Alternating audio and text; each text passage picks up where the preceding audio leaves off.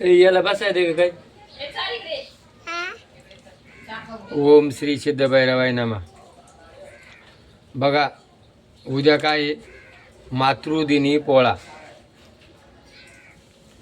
तर हा जो उत्सव आहे ना, हा कसा साजरा केला जातो? आईचा पुत्र देई गोंडा, त्याचा तिन्ही लोकी झेंडा. तर शंकराचं वाहन कोण आहे? नंदी. आणि एक दिवस काय झालं, शंकर पार्वती काय करत होते? सोगट्या खेळत होते. आणि सोगट्या खेळत असताना पार्वतीची बाजू मोठी झाली, शंकराची बाजू झाली लहान. मग आता साक्षीदार पाहिजे. आणि मग नंदीला विचारलं कोणाची बाजू? त्यांनी बाजू घेतली शंकराची. आणि मग त्या पार्वतीला राग आला. आणि मग पार्वतीनं काय सांगितलं? तुला मृत्यूलोकामध्ये तू विष्ठा खाशील आणि तुला मृत्यूलोकामध्ये काम करावं लागेल. ही पृथ्वी आहे, ह्या पृथ्वीमध्ये तुला काय लोक अवताला झोपतील आणि तुझ्याकडून कष्ट घेतील, याचा शाप दिला. आणि मग भैरबा याला शंकराला त्याने काय केलं? पार्वतीला सांगितलं अगं त्याला आपल्या दोघांचं भांडण, आणि मग त्याला तू कशाला शाप दिला? तर म्हण बा मग आता मग त्याला उत्शाप दिला. म्हण तू ये ना तुझी पोळ्याला पूजा केली जाईल आणि शंकराच्या मंदिरामध्ये तू खोटं बोलला, तुझं दर्शन करून घेतील, मागून घेतील.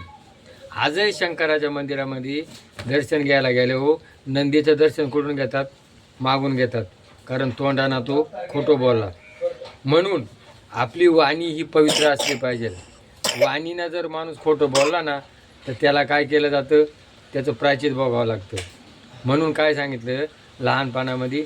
सत्यम वद, खरं बोल. आणि मग त्या बैलाला आपण काय करतो? त्याला अवताला धरतो. आणि मग ह्या दिवशी जो शंकरानं त्यांना वरदान दिलेलं आहे, आणि मग त्याची काय केली जाते? पूजा केली जाते. त्याला काय म्हणतात? मातृदिनी पोळा. म्हणून आईचा पुत्र देई गुंडा, त्याचा तिन्ही लोकी झेंडा. तर त्या बैलाची आज सगळ्या भारतामध्ये पूजा केली जाते. आणि मग तो बैल काय करतो? कष्ट करतो आणि आपलं काय करतो? आपल्याला अन्न खायला मिळतं. त्यांनी जर कष्ट केलं नाही तर आज निघाले ट्रॅक्टर, मशिनरी निघाल्या, पण त्यावेळेला काय आहे? मशिनरी नव्हत्या. आणि मशिनरी नसल्यामुळं त्यावेळेला बैल, आजही काही भागामध्ये बैलांची शेती केली जाते. पण खऱ्या अर्थानं जर म्हणलं ना तर आज संपूर्ण जर विचार केला तर सगळं खर्च वजा जाता, खाली काहीच राहत नाही. म्हणून बैल पाळणं, बैल पाळले तर त्यांचं शेण मिळतं आणि शेणखताचा आपल्याला वापर केला जातो आणि आपला खर्च कमी येतो. म्हणून मुलगा कसा जन्माला यावा? का कुळी कन्या पुत्र होती जे सात्विक तयाचे हारित वाटे जेवा, आईचा पुत्र देई गुंडा. म्हणून आज काही वेळेला त्या आईच्या नावानं त्या मुलाला ओळखलं जातं. मग पार्वती नंदन कोण? गणपती. आपलं कौशल्याचा राम. अंजनीचा कोण? हनुमान. असे पुत्र जन्माला आले आणि अशा त्या पोळ्याचा उद्या बैलपोळा साजरा होणार आहे. तर आपण बैलाला काय करतो? कसाब्याला विकतो. म्हणून आज शेतकऱ्याच्या मालाला जो भाव मिळत नाही आणि गाईला कसाब्याला विकलं जातं, गाय आणि बैल याची आपण किंमत केली नाही, म्हणून त्याचे कर्माचे फळं त्याला शेतकऱ्याला भोगायला राहिले. म्हणून आज सगळ्यात किंमत कोणाला नाही आहे? शेतकऱ्याला.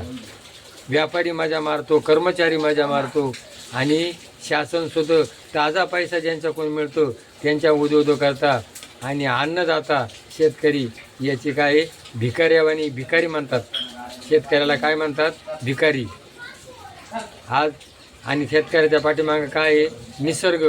बघा आज निसर्गानं काय किती रंगकाळ माजवलेला आहे आणि शेतकऱ्याच्या मालाला भाव नाही.